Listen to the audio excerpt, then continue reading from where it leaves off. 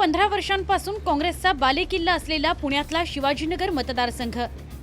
पण आता याच बालेकिल्ल्याला सुरुंग लावतायत काँग्रेस पक्षाचे खंदे कार्यकर्ते, नेते, नगरसेवक आणि माजी आमदार.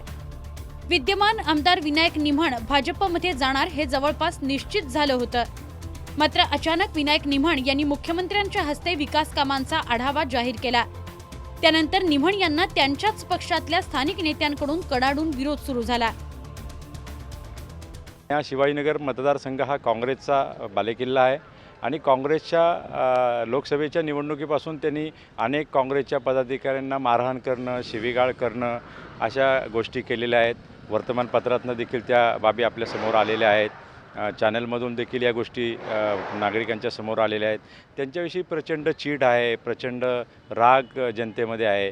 यावेळी भाजपचा असा सर्वे झालेला आहे की हे निवडून येऊ शकत नाहीत.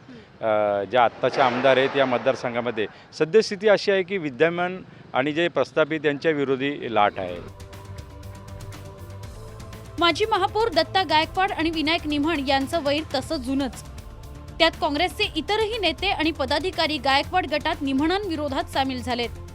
मात्र विनायक निमण हे सुद्धा आपल्या विरोधकांच्या विरोधात सरसावलेत. दिल्लीची कोणती लाट शिवाजीनगर मतदारसंघामध्ये चालत नाही. इथे विनायक निमणचीच लाट चालते. विनायक निमण जे ठरवेल तेच मतदारसंघामध्ये होणार.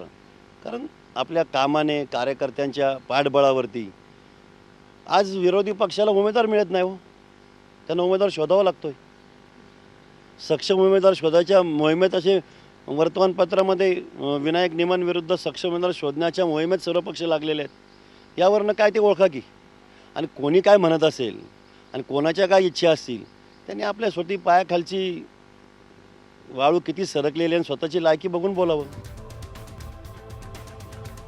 नारायण राणे यांच्यासोबत शिवसेना सोडलेले विनायक निमण मुख्यमंत्र्यांच्या जवळ कधी गेले हे खुद्द नारायण राणे यांनाही कळलं नाही.